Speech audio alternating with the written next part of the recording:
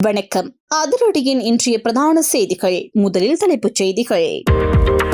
கட்டுநாயக்காவில் திடீரென நிறுத்தப்பட்ட அந்நிய நாட்டு விமானம், பின்னணியில் வெளியான தகவல். பிள்ளையானின் விடுதலை, பின்னணியில் இயங்கிய கோட்டபாய, சற்று முன் வெளியான அதிர்ச்சி தகவல். தமிழ் சமூகத்தின் வாசிப்பின் மீதான ஆர்வம் தொடர்பில் ஜனாதிபதி அனுர வெளியிட்ட கருத்து, குறிப்பிடப்பட்ட மேலும் பல கருத்துக்கள். கணவன் மீது கடும் சந்தேகம், இளம் மனைவி எடுத்த அதிரடி முடிவு, அதிர்ச்சியில் உறைந்து போன குடும்பத்தினர். திடீரென இந்தியா முழுவதும் பரவலாக பேசப்படும் ஈழத்தமிழர் பிரச்சனைகள், ஒற்றை காரணமாக மாறிய விஜய் தகவலை வெளிப்படுத்திய முக்கிய புள்ளி. விமல் வீரவம்ச கைது செய்யப்படுவார், எதிர்கொள்ள தயார் என்று விடுக்கப்பட்ட கூக்குரல், போலீசாரின் அதிரடி. அடுத்தடுத்து அதிகரிக்கும் அத்தியாவசிய பொருட்களின் விலைகள், மீண்டும் அதிகரித்த முக்கிய பொருளொன்றின் விலை, வெளியான விலை நிலவரம். அர்ச்சுனா ஒரு நகைச்சுவையாளர், அனுர் அரசாங்கம் அர்ச்சுனா எம்பி தொடர்பில் வெளியிட்ட முக்கிய கருத்து. வீதியில் நின்ற பெண்ணுக்கு அருகில் வந்து இரு நபர்கள் செய்த செயல், திடீரென பறந்த முறைப்பாடு, சுற்றி வளைத்த போலீசார். திடீரென நாடாளுமன்ற பதவியில் இருந்து விலகும் அர்ச்சுனா, முழு இலங்கையையும் தமிழகத்திற்கு வழங்குங்கள், சீமானையும் திட்டி தீர்த்து சபையில் கொந்தளித்த மற்றொரு சம்பவம். தொடர்பான விரிவான செய்திகள். விரிவான செய்திகளுக்கு செல்ல முன்னர் இது போன்ற செய்திகளை உடனுக்குடன் அறிந்து கொள்ள எமது அதிரடி சேனலை சப்ஸ்கிரைப் செய்து கொள்ளுங்கள். அமெரிக்க டாலருக்கு எதிராக இலங்கை ரூபாயின் பெறுமதியை தொடர்ந்து வீழ்ச்சியடைந்து வரும் நிலையில் இறக்குமதி செய்யப்படும் பால்மாவின் விலையை அதிகரிக்க தீர்மானிக்கப்பட்டுள்ளதாக பால்மா இறக்குமதியாளர்கள் தெரிவித்துள்ளனர். இது தொடர்பாக இன்று கருத்து வெளியிட்ட அவர்கள், புதிய கையிருப்புகள் சந்தைக்கு வரும்போது பால்மா விலைகள் அதிகரிக்கப்படும் என குறிப்பிட்டுள்ளனர். அதன்படி 400 கிராம் பால்மா பக்கெட் ஒன்றின் விலை 50 ரூபாவாலும் 1 கிலோகிராம் பால்மா பக்கெட்டின் விலை 125 ரூபாவாலும் அதிகரிக்கப்பட உள்ளதாக தெரிவிக்கப்பட்டுள்ளது. இதேவேளை கடந்த சில நாட்களாக உள்நாட்டு சந்தையில் சீனியின் விலையும் சற்றளவு அதிகரித்துள்ளதாக சந்தை தகவல்கள் தெரிவிக்கின்றன. அமெரிக்க டாலரின் பெறுமதி தொடர்ந்து அதிகரித்து வருவதால் இறக்குமதி செலவுகள் உயர்ந்துள்ளதே இந்த விலை அதிகரிப்புக்கு காரணம் என சீனி இறக்குமதி வர்த்தகர்கள் தெரிவித்துள்ளனர்.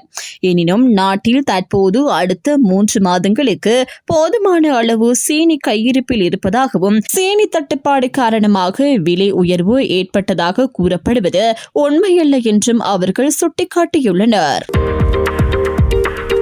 நாடாளுமன்ற உறுப்பினர் ராமநாதன் அர்ஜுனா போன்ற நபர்களின் கருத்துக்களால் அரசாங்கம் ஒருபோதும் கலக்கமடையாது என பதில் அமைச்சரவை பேச்சாளர் அமைச்சர் விஜித ஹேர தெரிவித்துள்ளார்.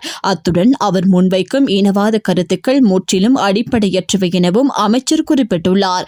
அரசாங்க தகவல் திணைக்களத்தில் இடம்பெற்ற அமைச்சரவை முடிவுகளை அறிவிக்கும் வாராந்த ஊடகவியலாளர் மாநாட்டில் கலந்து கொண்டு கருத்து வெளியிடும் போதே அவர் இதனை தெரிவித்தார். மேலும் கருத்து வெளியிட்டு அமைச்சர் விஜித நாடாளுமன்ற உறுப்பினர் ராமநாதன் அர்ஜுனாவின் நடத்தை தொடர்பில் பொதுமக்கள் ஏற்கனவே அறிந்திருப்பதாகவும் கூறினார். அவரால் முன்வைக்கப்படும் கருத்துக்களை அடிப்படையாக கொண்டு அரசாங்கமோ அல்லது பொதுமக்களோ பதற்றமடைய தேவையில்லை எனவும் அவர் தெரிவித்தார். அத்துடன் அவர் கூறும் கருத்துக்கள் பெரும்பாலும் கவனத்தில் கொள்ளப்படுவதில்லை என்றும் அவற்றுக்கு எந்தவிதமான முக்கியத்துவமும் இல்லை என்றும் அமைச்சர் விஜித ஹேரத் குறிப்பிட்டார். இவ்வாறான கருத்துக்கள் முற்றிலும் அடிப்படையற்றவை எனவும், இத்தகைய நகைச்சுவையான நிலைப்பாடுகளால் அரசாங்கம் ஒருபோதும் கலக்கமடையாது என்றும் தெரிவித்துள்ளார். மேலும் பொதுமக்களும் இவ்வாறான கருத்துக்களை அங்கீகரிக்க மாட்டார்கள் எனவும் அமைச்சர் விஜித ஹேரத் தெரிவித்துள்ளார். முன்னாள் ராஜாங்க அமைச்சர் சிவனேசன் துரை சந்திரகாந்தனை பிணையில் விடுவிக்க முன்னாள் ஜனாதிபதி கோட்டாபய ராஜபக்ச ஜனாதிபதியாக ஆட்சியேற்ற பின்னர் விசேட பேச்சுவார்த்தைகள் இடம்பெற்றதாக பிரதி சொலிசிட்டர் ஜெனரல் திலீப் பீரிஸ் நீதிமன்றத்தில் தெரிவித்துள்ளதாக கூறப்படுகின்றது. உயிர்த்த ஞாயிறு தாக்குதல் இடம்பெற்றதன் பின்னர் முன்னாள் ஜனாதிபதி மஹிந்த ராஜபக்ச, முன்னாள் அமைச்சர் பசில் ராஜபக்ச மற்றும் நாமல் ராஜபக்ச ஆகியோர் மட்டக்களப்பு சிறைக்கு சென்று பிள்ளையானை சந்தித்துள்ளதாக பிரதி சொலிசிட்டர் ஜெனரல் திலீப் பீரிஸ் கோட்டை நீதவான் நீதிமன்றத்தில் தெரிவித்துள்ளார். கோட்டாபய ராஜபக்ச ஜனாதிபதியாக பதவியேற்றதன் பின்னர் 1 வாரத்திற்குள் பிள்ளையானுக்கு பிணை வழங்குவதற்கு ஏற்பாடு செய்வதாக இதன்போது அவர்கள் பிள்ளையானிடம் உறுதியளித்துள்ளனர். இந்த தகவல் பிள்ளையானின் முன்னாள் செயலாளர் அசத் மௌலானா வழங்கிய வாக்குமூலத்தின் அடிப்படையில் கொழும்பு கோட்டை நீதவான் நீதிமன்றத்தில் இன்று முன்வைக்கப்பட்டுள்ளது. பிரான்சில் வசித்து வரும் அசாத் மௌலானாவிடம் அங்குள்ள இலங்கை தூதரகத்தில் வைத்து விசேட புலனாய்வு பிரிவு அதிகாரிகள் வாக்குமூலம் ஒன்றை பதிவு செய்துள்ளனர். கணவர் வேறொரு பெண்ணுடன் தொடர்பில் இருப்பதாக சந்தேகித்த இளம் மனைவி ஒருவர் ஓடிக்கொண்டிருந்த முச்சக்கர வண்டியிலிருந்து வீதிக்கு குதித்ததில் உயிரிழந்த துயர சம்பவம் பதிவாகியுள்ளது. பனமுரு போலீசார் தெரிவிப்பதாவது, உயிரிழந்தவர் யக்மதித்த பகுதியில் உள்ள புழுத்தோட்டத்தை சேர்ந்த 24 வயதுடைய தில்ஹாரா செவ்வண்டி ஆவார். சம்பவம் தொடர்பில் மேலும் தெரிய வருவதாவது, கடந்த 12ஆம் தேதி கணவன் மற்றும் மனைவி இருவரும் பனமுர பகுதியில் உள்ள பெண்ணின் பெற்றோர் வீட்டிற்கு சென்றிருந்தனர். அங்கு பெற்றோரை சந்தித்து மகிழ்ச்சியாக நேரம் கழித்த பின்னர் அவர்கள் வீடு திரும்பியதாக கூறப்படுகின்றது. எனினும் வீடு திரும்பிக் கொண்டிருந்த போது முச்சக்கர வண்டிக்குள் இருவருக்கும் இடையில் திடீரென வாக்குவாதம் ஏற்பட்டுள்ளது.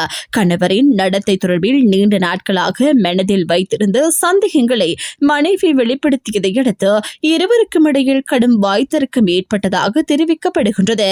அந்த நேரத்தில் கோபத்தையும் மனவேதனையையும் கட்டுப்படுத்த முடியாமல் வண்டியிலிருந்து குதித்து விடுவதாக மனைவி மிரட்டியுள்ளார். இதையடுத்து எதிர்பார்க்காத வகையில் ஓடிக்கொண்டிருந்த முச்சக்கர வண்டியிலிருந்து திடீரென பிரதான வீதிக்கு குதித்துள்ளார். இதில் கடுமையாக காயமடைந்த அவரை கணவர் உடனடியாக பனமுர வைத்தியசாலைக்கு கொண்டு சென்றதாக கூறப்படுகின்றது. பின்னர் அவரது நிலைமை கவலைக்கிடமாக இருந்ததால் காலை கராப்பட்டிய போதனா வைத்தியசாலைக்கு மாற்றப்பட்டார். அங்கு பல நாட்கள் சிகிச்சை பெற்று வந்த நிலையில் நேற்று முன்தினம் அவர் உயிரிழந்துள்ளார். உயிரிழந்த தில்ஹாரா செவ்வண்டி ஒரு குழந்தையின் தாயார் என்றும் தெரிவிக்கப்படுகின்றது. இந்த சம்பவம் தொடர்பில் உயிரிழந்த பெண்ணின் கணவரை பனமுர போலீசார் கைது செய்துள்ளனர். கணவர் வழங்கிய வாக்குமூலத்தின் அடிப்படையில் தனக்கு எந்த தொடர்பும் இல்லாத வேறொரு பெண்ணை குறித்து மனைவி சந்தேகம் கொண்டிருந்ததாகவும் அதுவே வாக்குவாதத்திற்கு காரணமாக அமைந்ததாகவும் தெரிவிக்கப்பட்டுள்ளது. எனினும் உண்மையில் கள்ள தொடர்பு இருந்ததா அல்லது அது வெறும் சந்தேகமா என்பது தொடர்பில் இதுவரை உறுதியான தகவல்கள் வெளியாகவில்லை. அதேவேளை மனைவி வண்டியிலிருந்து குதித்த போது முச்சக்கர வண்டியை உடனடியாக நிறுத்தி உயிரை காப்பாற்ற முயற்சிக்கவில்லை என்ற கவனக்குறைவு குற்றச்சாட்டின் கீழ் கணவர் கைது செய்யப்பட்டுள்ளதாக போலீசார் தெரிவித்துள்ளனர். பிரேத பரிசோதனை அறிக்கைக்கு பின்னர் மேலதிக விசாரணைகள் முன்னெடுக்கப்படும் எனவும் போலீசார் தெரிவித்துள்ளனர். முள்ளிவாய்க்கால் மற்றும் இனவழிப்பு உள்ளிட்ட ஈழத்தமிழர் பிரச்சினைகள் தமிழக ஊடகங்களை தாண்டி தற்போது இந்தியா முழுவதும் மீண்டும் கவனம் பெற்றுள்ளதாக மனித உரிமை செயற்பாட்டாளர் சன் மாஸ்டர் தெரிவித்துள்ளார். தமிழக முதலமைச்சர் ஜோசப் விஜய் முள்ளிவாய்க்கால் நினைவு தினத்தை முன்னிட்டு வெளியிட்ட ஒரே ஒரு பதிவு இந்திய ஊடக உலகில் பெரும் தாக்கத்தை ஏற்படுத்தியுள்ளதாக அவர் குறிப்பிட்டுள்ளார். இது தொடர்பாக தொடர்ந்து கருத்து வெளியிட்ட சன் மாஸ்டர் ஆங்கிலம், இந்தி, மலையாளம், தெலுங்கு உள்ளிட்ட பல மொழி ஊடகங்களில் இன்று முள்ளிவாய்க்கால் மற்றும் ஈழத்தமிழர்கள் தொடர்பான செய்திகள் முக்கிய பேசுபொருளாக மாறியுள்ளதாக அரசியல் அவதானிகள் கருத்து வெளியிட்டு வருவதாக தெரிவித்தார். தமிழ் மக்களின் பிரச்சினைகள் தமிழகத்தை தாண்டி இந்திய அளவில் பிற மொழி ஊடகங்களில் போதுமான அளவில் எடுத்து செல்லப்படவில்லை என்ற விமர்சனங்கள் நீண்ட காலமாக இருந்து வந்ததாகவும் அவர் குறிப்பிட்டார். ஆனால் தமிழக முதலமைச்சர் விஜய் வெளியிட்ட முள்ளிவாய்க்கால் தொடர்பான பதிவு இந்தியா முழுவதும் மீண்டும் தேசிய தலைவர் பெயரையும் முள்ளிவாய்க்கால் இனவழிப்பு சம்பவத்தையும் செய்தி பக்கங்களை தாண்டி தொலைக்காட்சி விவாதங்களிலும் முக்கிய இடத்திற்கு கொண்டு வந்துள்ளதாக அவர் தெரிவித்துள்ளார். மேலும் எதிர்காலத்தில் இந்திய நாடாளுமன்றத்தில் ஈழத்தமிழர்களுக்கான நீதியை வலியுறுத்தும் தீர்மானம் ஒன்று நிறைவேற்றப்பட வேண்டுமெனில் தமிழக நாடாளுமன்ற உறுப்பினர்களின் ஆதரவை தாண்டி இந்தியாவின் பல்வேறு மாநிலங்களை சேர்ந்த உறுப்பினர்களின் ஆதரவும் தேவைப்படும் என சன் மாஸ்டர் சுட்டிக்காட்டினார். இதற்காக தமிழகத்தை தாண்டி இந்தியாவின் 28 மாநிலங்களிலும் 8 யூனியன் பிரதேசங்களிலும் ஈழத்தமிழர்களின் அவலங்கள் மற்றும் கோரிக்கைகள் குறித்து விழிப்புணர்வு ஏற்படுத்தப்பட வேண்டும் என்றும் அவர் தெரிவித்தார். அந்த வகையில் ஈழம், முள்ளிவாய்க்கால், இனப்படுகொலை போன்ற வார்த்தைகள் தற்போது தமிழக ஊடகங்களை தாண்டி இந்திய ஊடகங்களிலும் ஒலிக்க தொடங்கியுள்ளதற்கு முக்கிய காரணம் தமிழக முதலமைச்சர் ஜோசப் விஜய் வெளியிட்ட பதிவுதான் என சன் மாஸ்டர் தெரிவித்துள்ளார். மட்டக்களப்பு மாநகர சபையின் புதிய பொது நூலக கட்டிடம் ஜனாதிபதி அனுரகுமார் திசாநாயக்க முன்னிலையில் இன்று காலை கோலாகலமாக பொதுமக்கள் பயன்பாட்டிற்கு திறந்து வைக்கப்பட்டுள்ளது. இந்த நிகழ்வில் முன்னாள் நாடாளுமன்ற உறுப்பினர் MA சுமந்திரன் கலந்து கொண்டு புதிய கட்டிடத்தை திறந்து வைத்தார். அதேவேளை திறப்பு விழாவுடன் இணைந்த வகையில் நூலகத்தின் உத்தியோகபூர்வ இணையதளத்தையும் ஜனாதிபதி அனுரகுமார் திசாநாயக்க தொடங்கி வைத்தார். நிகழ்வில் உரையாற்றிய ஜனாதிபதி முன்னர் பாதையிலேயே தடைப்பட்டிருந்த இந்த திட்டம் தற்போது வெற்றிகரமாக நிறைவு பெற்றிருப்பதில் மகிழ்ச்சியை தெரிவித்துள்ளார். புதிய நூலகத்தின் முக்கிய அம்சங்களில் ஒன்றாக சிறுவர்களுக்கான அறிவியல் மற்றும் தொழில்நுட்ப அறிவை வழங்கும் பிரத்யேக பிரிவு அமைக்கப்பட்டுள்ளதாக தெரிவிக்கப்பட்டுள்ளது. நாடு முழுவதும் வாசிப்பு பழக்கம் குறைந்து வரும் சூழலில் தமிழ் சமூகத்தினர் தொடர்ந்து வாசிப்பில் ஆர்வம் காட்டி வருவது பாராட்டத்தக்கது என ஜனாதிபதி குறிப்பிட்டார். ஒரு நூலகத்தை திறப்பது என்பது ஒரு சிறைச்சாலையின் தேவையை குறைப்பதற்கு ஒப்பானது என தெரிவித்த ஜனாதிபதி புதிய மட்டக்களப்பு பொது நூலகம் தமிழ் மக்களிடையே வாசிப்பு பழக்கத்தை மேலும் ஊக்குவிக்கும் என நம்பிக்கை வெளியிட்டார். இதனைத் தொடர்ந்து ஜனாதிபதி புதிய கட்டிடத்தை சுற்றி பார்வையிட்டதுடன் மாநகர சபை ஊழியர்களையும் சந்தித்தார். மேலும் மாநகர முதல்வர் கே. சிவம் பாக்கியநாதனிடமிருந்து நினைவு பரிசும் பெற்றுக்கொண்ட ஜனாதிபதி நிகழ்வை நினைவு கூறும் வகையில் நூலக வளாகத்தில் மரக்கன்றொன்றையும் நட்டுள்ளார். முன்னாள் நாடாளுமன்ற உறுப்பினர் விமல் வீரவன்சவை கைது செய்வதற்கான வாய்ப்புகள் இருப்பதாக தகவல்கள் வெளியாகியுள்ளன.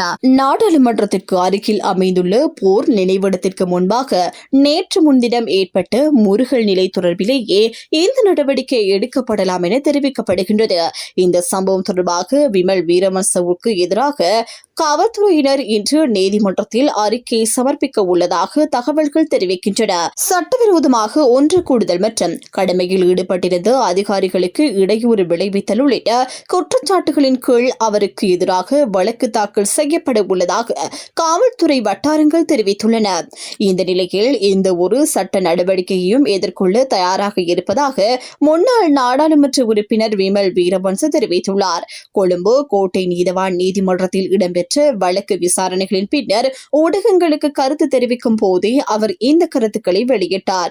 போர் வீரர்களுக்கு மலர் அஞ்சலி செலுத்த மேற்கொண்ட முயற்சி தொடர்பில் வழக்கு தொடரப்படுமா என ஊடகவியலாளர்கள் எழுப்பிய கேள்விக்கு பதிலளித்த அவர், போர் வீரர்களை நினைவு கூறுவதற்கும் அவர்களுக்கு மரியாதை செலுத்துவதற்கும் தடைகள் ஏற்படுத்தப்பட்டால் அது தொடர்பாக வழக்குகள் தொடரப்பட்டாலும் அதனை எதிர்கொள்ள நாங்கள் ஒருபோதும் தயங்க மாட்டோம் என தெரிவித்துள்ளார்.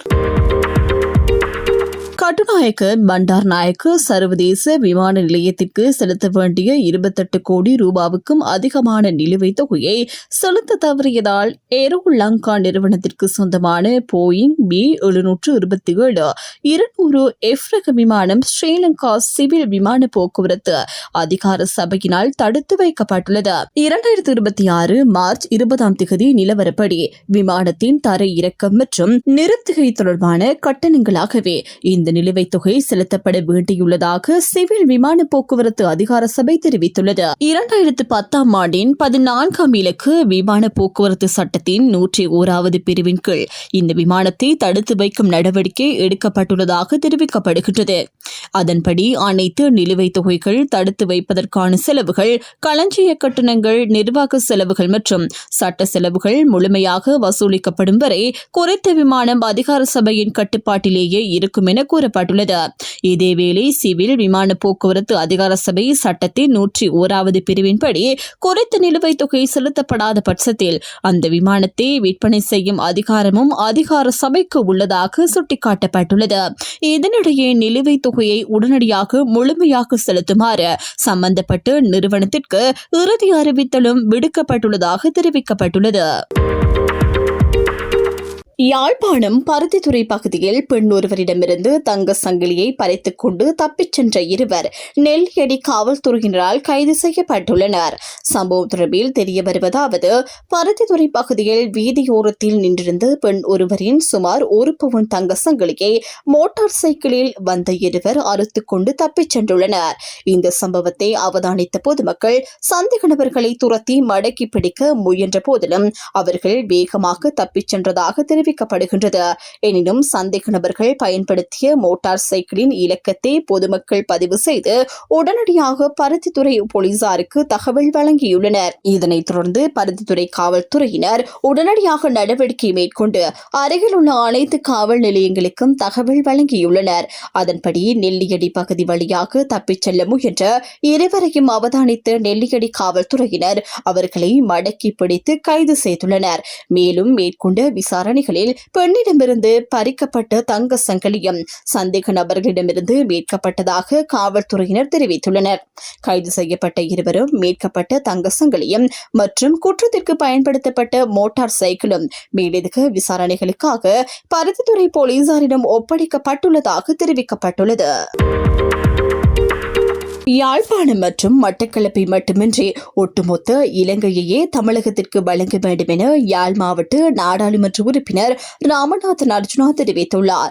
நாடாளுமன்றத்தில் நேற்று உரையாற்றிய போதே அவர் இந்த கருத்துக்களை வெளியிட்டார். அவர் மேலும் தெரிவிக்கையில், சமீபத்தில் இந்தியாவிற்கு மேற்கொண்ட பயணம் மிகப்பெரிய வெற்றியை தந்ததாகவும் தமிழ்நாடு தமிழீழ தேசத்தை அங்கீகரிக்கும் நிலைப்பாட்டில் இருப்பதாகவும் குறிப்பிட்டார். தமிழக மண்ணில் காலடி எடுத்து வைக்கும் போது வேறொரு அந்நிய நாட்டிற்கு வந்துள்ளோம் என்ற உணர்வு எங்களுக்கு ஏற்படுவதில்லை என்றும் அவர் தெரிவித்துள்ளார். முன்னதாக யாழ்ப்பாணத்தையும் மட்டக்களப்பையும் தமிழகத்திற்கு வழங்க வேண்டும் என கூறியிருந்ததாகவும் தற்போது முழு இலங்கையையே தமிழகத்திற்கு வழங்க வேண்டும் என கோருவதாகவும் அர்ஜுனா தெரிவித்தார். தமிழர்கள் அடக்குமுறைக்கு உள்ளாகி வருவதாகவும் நாட்டில் ஊழல் அதிகரித்துள்ளதாகவும் அவர் குற்றம் சாட்டினார். அதேவேளை தாம் சிங்கள மக்களை எதிர்ப்பவர் அல்ல என்றும் அவர்களுடன் இணைந்து வாழ்வதையே விரும்புவதாகவும் தெரிவித்த அவர் 2009 ஆண்டு மே 18 தமிழின படுகொலையை நிகழ்த்திய சிங்கள இனவாத அரசியலையே நாம் எதிர்ப்பதாக கூறினார். தமிழ் மற்றும் சிங்கள நாடாளுமன்ற உறுப்பினர்களுக்கு இடையில் பெரிய வேறுபாடுகள் இல்லை எனினும் சுயநல அரசியல்வாதிகள் கீழ்த்தரமான அரசியல் காரணமாகவே சாதாரண மக்கள் பாதிக்கப்படுகின்றனர் என்றும் அவர் குறிப்பிட்டார். மேலும் தற்போதைய சில தமிழ் அரசியல்வாதிகள் தங்களது சுயலாபத்திற்காக தமிழ் மக்களின் வழிகளை பயன்படுத்தி வருகின்றனர் எனவும் அர்ஜுனா குற்றம் சாட்டினார். இதேவேளை நாம் தமிழர் கட்சியின் ஒருங்கிணைப்பாளர் சீமான் தம்மை நோக்கி பயன்படுத்திய அவதூறு வார்த்தைகளுக்கு கடுமையான கண்டனத்தையும் அவர் வெளியிட்டார். தமிழ் மக்களின் வழிகளையும் தியாகங்களையும் திரள் நிதி சேகரிப்பதற்காக பயன்படுத்த வேண்டாம் எனவும் அவர் எச்சரிக்கை விடுத்துள்ளார். அத்துடன் நாம் நாடாளுமன்ற உறுப்பினர் பதவியில் இருந்து விலகும் போது தமக்கு பதிலாக சட்டத்தரணி கௌசல்யா நரேந்திரன் பதவியேற்பார் எனவும் அர்ஜுனா தெரிவித்தார். நாடாளுமன்றத்தின் இன்றைய அமர்வில் உரையாற்றிய அவர் நாடாளுமன்ற உறுப்பினர்களுடன் வருகை தரும் விருந்தினர்கள் தொடர்பான ஒழுக்குகளை தீர்மானிக்க வேண்டியது உறுப்பினர்களின் பொறுப்பு என குறிப்பிட்டார். அவருடன் வந்திருந்த சட்டத்தரணி கௌசல்யா நரேந்திரனை நாடாளுமன்ற உறுப்பினர் கஜேந்திரகுமார் பொன்னம்பலம் அவமதித்ததாகவும் அவர் குற்றம் சாட்டினார். மேலும் அடுத்த 3 மாதங்களில் தாம் பதவியிலிருந்து விலகும் போது கௌசல்யா நரேந்திரன் நாடாளுமன்ற உறுப்பினராக வருவார் என்றும் அர்ஜுனா தெரிவித்துள்ளார். கடந்த நாடாளுமன்ற தேர்தலில் கஜேந்திரகுமார் பொன்னம்பலத்தை விட அதிக வாக்குகள் பெற்றவர் சட்டத்தரணி கௌசல்யா எனவும் அவரை இன்று வாசிக சாலையில் மிகவும் மோசமான முறையில் கஜேந்திரகுமார் அவமதித்து சென்றதாகவும் அர்ஜுனா குற்றம் சாட்டியுள்ளார். இத்துடன் அதிரடியின் இன்றைய பிரதான செய்திகள் நிறைவடைகின்றன. எமது செய்தி தொடர்பான உங்களுடைய கருத்துக்களை மறக்காமல் கமெண்டில் பதிவிடுங்கள்.